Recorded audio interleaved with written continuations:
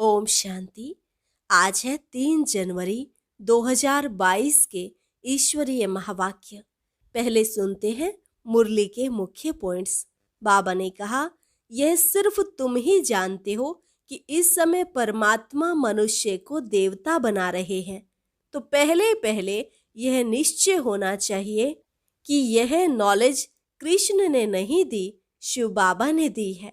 सबकी बिगड़ी को बनाने वाला एक शिव बाबा ही है। शिव को ही भोलानाथ या खिवैया कहेंगे, शंकर या विष्णु को नहीं। वही दुर्गति से सदगति में ले जाने वाला और भ्रष्टाचारियों को श्रेष्ठाचारी बनाने वाला ऊंचे ते ऊंचा निराकार भगवान है। फिर बाबा ने कहा, मैं सिर्फ उन बच्चों के सम्मुख आता हूँ जो मुझे पहचानते हैं। तुम्हारे में भी ऐसे बहुत हैं जो मुश्किल ही समझते हैं। ऐसी बड़े ते बड़ी हाईएस्ट अथॉरिटी को भी घड़ी घड़ी भूल जाते हैं। आगे कहा, यह है तुम्हारा अंतिम जन्म। यहाँ सब पतित हैं, इसलिए एक दो को दुख देते रहते हैं। यह है ही बना बनाया खेल। बाप फिर से सहज राजयोग सिखलाकर श्रेष्ठाचारी देवी देवता धर्म की स्थापना कर रहे हैं। भारत का जो असली धर्म है वह फिर से स्थापन हो रहा है। और लास्ट में बाबा ने कहा, मैं सर्वशक्तिमान हूँ। मेरे साथ योग लगाने से ही सर्व विकर्म विनाश होंगे। यहाँ तो ऐसी ज्ञान गंगाएं चाहिए जो सहज राजयोग से मनुष्य को भ्रष्टाचारी से श्रेष्ठाचारी बना दे। और अब सुनते हैं महावाक्यों को विस्तार से। मुरली का सार। मीठे बच्चे, ब्रह्मा सो विष्णु, विष्णु सो ब्रह्मा कैसे बनते हैं? दोनों एक दो की नाभि से कब निकलते हैं? यह राज सिद्ध कर समझाओ। प्रश्न, कौन सी गुप्त बात महीन बुद्धि वाले बच्चे ही समझ सकते हैं? उत्तर, हम सबकी बड़ी माँ यह ब्रह्मा है, जिसके हम मुख वंशावली हैं। यह बड़ी गुप्त बात है। ब्रह्मा की बेटी है सरस्वती। वह है सबसे होशियार, गॉडेज ऑफ नॉलेज। बाप ने ज्ञान का कलश माताओं पर रखा है। माता की लोरी गाई हुई है। वह सबको समझाए कि विश्व में शांति कैसे हो सकती है। गीत, भोलेनाथ से निराला कोई और नहीं, बिगड़ी को बनाने वाले से निराला कोई और नहीं। ओम शांति। बिगड़ी को बनाने वाला जरूर भगवान को ही कहेंगे, ना कि शंकर को। भोलानाथ भी शिव को ही कहेंगे, शंकर को नहीं। खिवैया भी शिव को ही कहेंगे, ना शंकर को ना विष्णु को। खिवैया अर्थात गॉड फादर कहने से बुद्धि निराकार तरफ चली जाती है। त्रिमूर्ति का चित्र तो नामी ग्रामी है। गवर्नमेंट का जो कोट ऑफ आर्म्स वह जानवरों का बना दिया है और उस पर लिख दिया है सत्यमेव जयते। अब जानवरों के साथ तो कोई अर्थ नहीं निकलता। गवर्नमेंट की कोट ऑफ आर्म्स की मोहर होती है। जो भी बड़ी बड़ी राजधानियां हैं उन सब के कोट ऑफ आर्म्स हैं। भारत में त्रिमूर्ति मशहूर है, ब्रह्मा विष्णु शंकर। उसमें शिव का चित्र गुम कर दिया है क्योंकि उनकी नॉलेज ही नहीं है। गॉड फादर कहने से बुद्धि निराकार की तरफ चली जाएगी। ब्रह्मा विष्णु शंकर को गॉड फादर नहीं कहेंगे। गॉड फादर है आत्माओं का। वह ऊंचे ते ऊंचा ठहरा, दिखाते भी हैं ऊंचे ते ऊंचा भगवान। ऐसे नहीं ऊंचे ते ऊंचा ब्रह्मा कहेंगे व विष्णु व शंकर कहेंगे, नहीं। ऊंचे से ऊंचा एक भगवान है, यह सभी जानते हैं। सिख लोग भी उनकी महिमा गाते हैं। गुरु नानक को भी यह ज्ञान था कि मनुष्य को देवता बनाने वाला परमपिता परमात्मा के सिवाय कोई हो नहीं सकता। सतयुग में तो देवताएं रहते हैं जरूर, परंतु देवताओं को रचने वाला परमात्मा ही है। वह देवताओं को कैसे रचते हैं यह नहीं जानते। महिमा गाते हैं मूत पलिती कपड़ धोए। तो जो मनुष्य मूत पलिती थे उनको देवता बनाया, परंतु बनाया कब यह नहीं लिखा है। तुम जानते हो बरोबर इस समय परमात्मा मनुष्य को देवता बना रहे हैं। जरूर दुर्गति से सदगति की होगी, भ्रष्टाचारी को श्रेष्ठाचारी बनाया होगा। तुम समझा सकते हो कि इस भारत में ही श्रेष्ठाचारी देवता थे। गुरु नानक जब आए तब तो भ्रष्टाचारी दुनिया थी ना, तब तो गाते थे। लक्ष्मी नारायण आदि के चित्र तो रहते हैं ना, जिनके साथ ही इनकी कंपटीशन होती है। गुरु गोविंद सिंह का जन्म बड़े धूमधाम से मनाते हैं। सिख धर्म का रचयिता है, खुद कहते हैं भगवान निराकार निरहंकारी है। आकर मनुष्य को पतित से पावन देवता बनाते हैं। श्री कृष्ण मनुष्य को देवता नहीं बना सकते। गीता में भी है, मैं तुमको सहज राजयोग सिखलाकर श्रेष्ठाचारी महाराजा महारानी बनाता हूँ। पतित पावन गॉड फादर को ही कहेंगे, वह जरूर आएंगे भ्रष्टाचारी दुनिया में। उनको कहते हैं आकर पावन बनाओ। श्रेष्ठाचारी बनाने वाला तो एक ही निराकार बाप, ऊंचे ते ऊंचा भगवान है। फिर है ब्रह्मा विष्णु शंकर।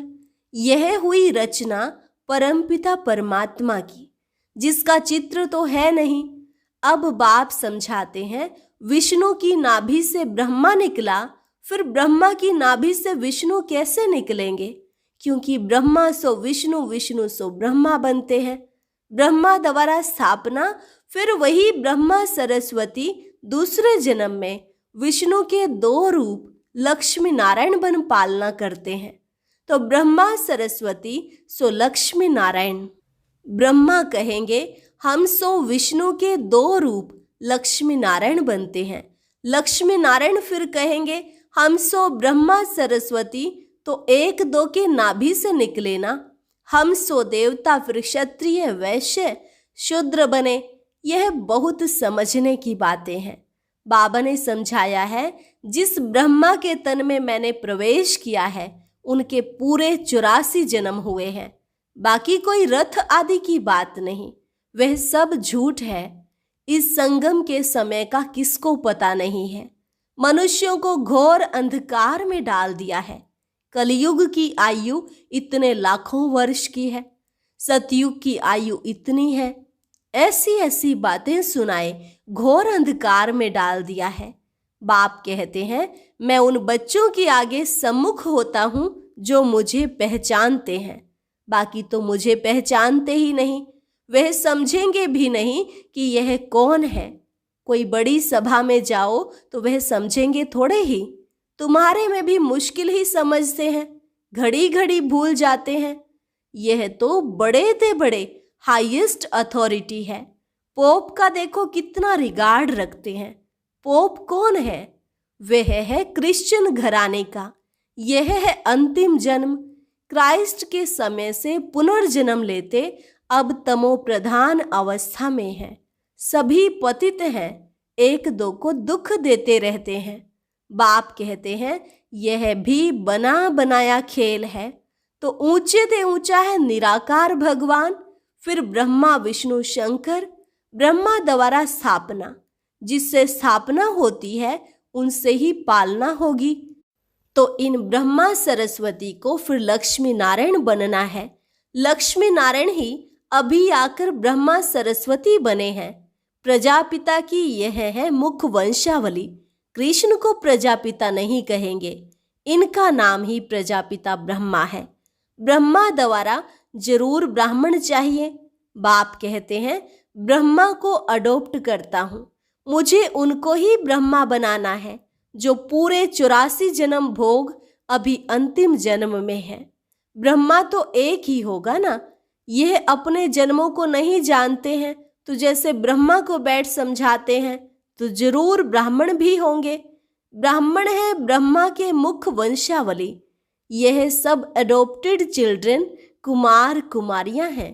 प्रजापिता के जरूर मुख वंशावली होंगे। यह बहुत समझने की बातें हैं। खुद समझाते हैं मुझे बहुत जन्मों के अंत में आना पड़ता है।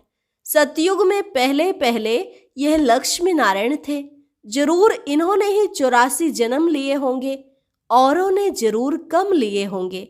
यह ब्रह्मा सरस्वती ही फिर विष्णु युगल बनेगा। तो कितनी समझने की बातें हैं। पहले पहले तो यह निश्चय चाहिए कि यह नॉलेज कृष्ण नहीं दे सकते। अच्छा, फिर गाते हैं आप ही पूज्य आप ही पुजारी। भक्ति मार्ग में पुजारी हैं, ज्ञान मार्ग में पूज्य हैं। विष्णु के 2 रूप बरोबर पूज्य थे, फिर यह ब्रह्मा ही पुजारी बन विष्णु की पूजा करते हैं। कहते हैं हम सो पुजारी थे विष्णु के, अब हम सो विष्णु पूज्य बन रहा हूं तत्वम। इसको गुह्यते गुह्य बात कही जाती है। ब्रह्मा कहाँ से आया, विष्णु कहाँ गया, यह तुम ही जानते हो। विष्णु के 2 रूप लक्ष्मी नारायण को 84 जन्म पूरे कर अंत में पतित बनना है। डायनेस्टी ही पतित हो तब तो आकर मैं स्थापना करूं और सब धर्मों को खलास कर दूं। फिर से सहज राजयोग सिखलाकर श्रेष्ठाचारी देवी देवता धर्म की स्थापना कर बाकी जो भ्रष्टाचारी धर्म है उन सब का विनाश कराता हूं। राम राज्य में दूसरा कोई धर्म होता नहीं, अभी सब धर्म है। भारत का असली धर्म है नहीं, वह फिर से स्थापन हो रहा है। चित्र भी हैं, त्रिमूर्ति के ऊपर शिव भी है। ब्रह्मा सरस्वती सो लक्ष्मी नारायण वही राधे कृष्ण थे। राजधानी राधे की अपनी थी तो कृष्ण अपनी राजधानी के थे। ज्ञान की सितार राधे के पास नहीं है।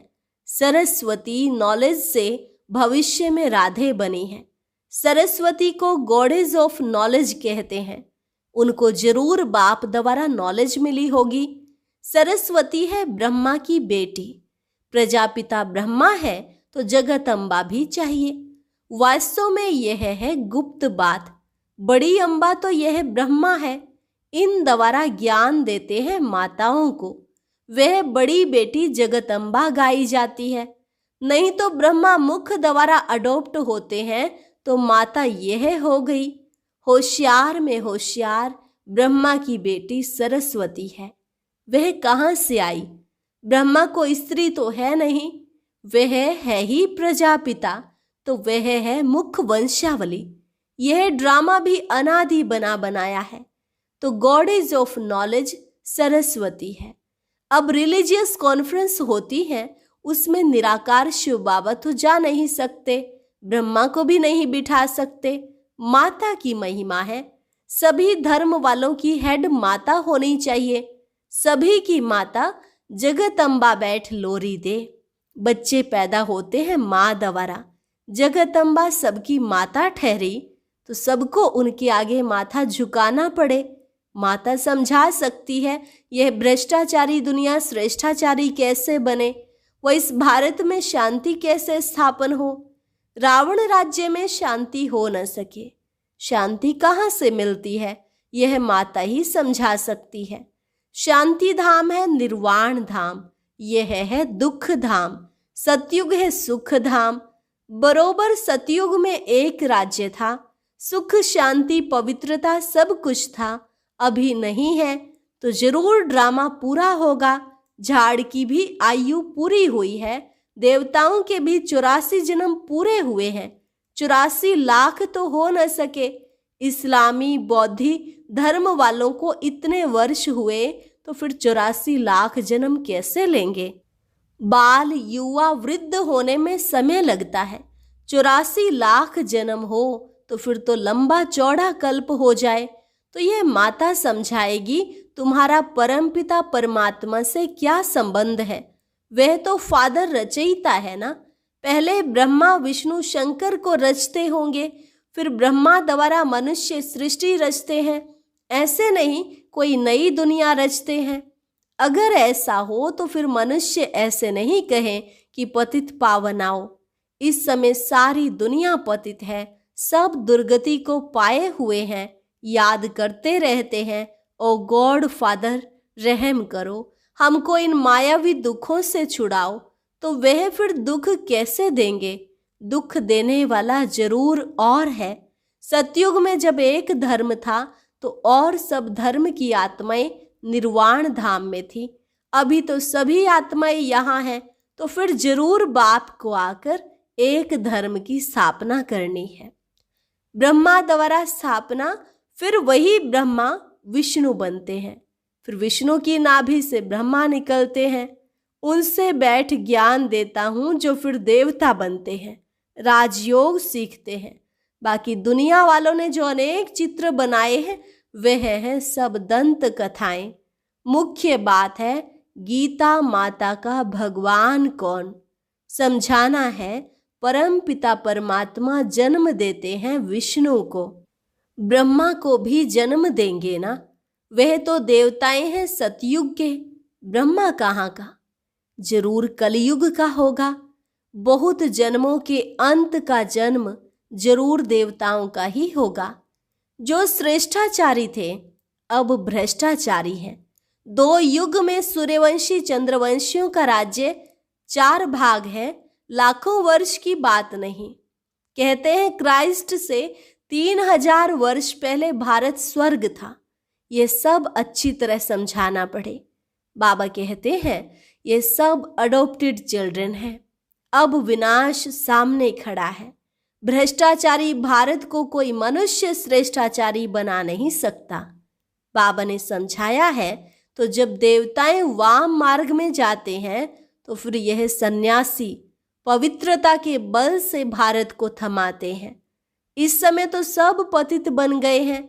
नदी तो सागर से निकलती है, नदियों को पतित पावनी कह उसमें स्नान करते हैं। अब नदियां तो सब जगह हैं, नदी कैसे पतित पावनी हो सकती है? पतित पावन तो एक ही परमपिता परमात्मा है।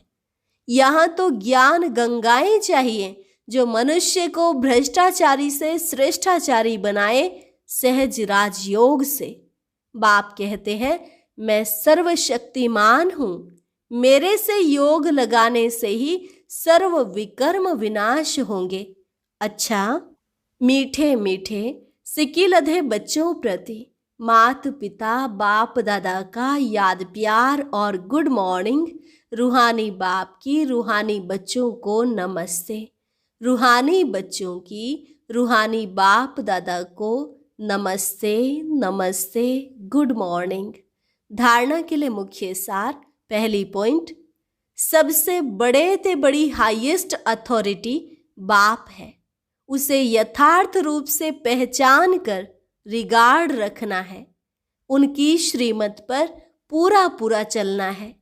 दूसरी पॉइंट, बाप ने ज्ञान का कलश माताओं को दिया है, उन्हें आगे रखना है।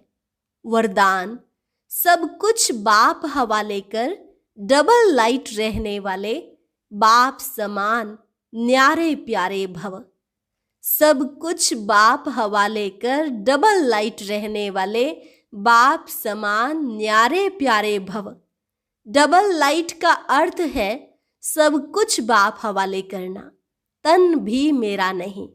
ये तन सेवार्थ बाप ने दिया है। आपका तो वायदा है कि तन मन धन सब तेरा। जब तन ही अपना नहीं तो बाकी क्या रहा? तो सदा कमल पुष्प का दृष्टांत स्मृति में रहे कि मैं कमल पुष्प समान न्यारा और प्यारा हूँ। ऐसे न्यारे रहने वालों को परमात्मा प्यार का अधिकार मिल जाता है। स्लोगन, मर्यादाओं की लकीर के अंदर रहने वाले ही मर्यादा पुरुषोत्तम हैं। मर्यादाओं की लकीर के अंदर रहने वाले ही मर्यादा पुरुषोत्तम है। लवलीन स्थिति का अनुभव करने के लिए आज का अभ्यास, आपके नयनों में और मुख के हर बोल में बाप समाया हुआ हो तो आपके शक्तिशाली स्वरूप द्वारा सर्वशक्तिवान नजर आएगा। जैसे आदि स्थापना में ब्रह्मा रूप में श्री कृष्ण दिखाई देता था, ऐसे अभी आप बच्चों द्वारा सर्वशक्तिवान दिखाई दे। अच्छा, और अब सुनते हैं आज का अव्यक्त ज्ञान मोती। ये एक बहुत संस्कारितापूर्ण वीडियो है, जरूर देखें, कोई भी मिस ना करे।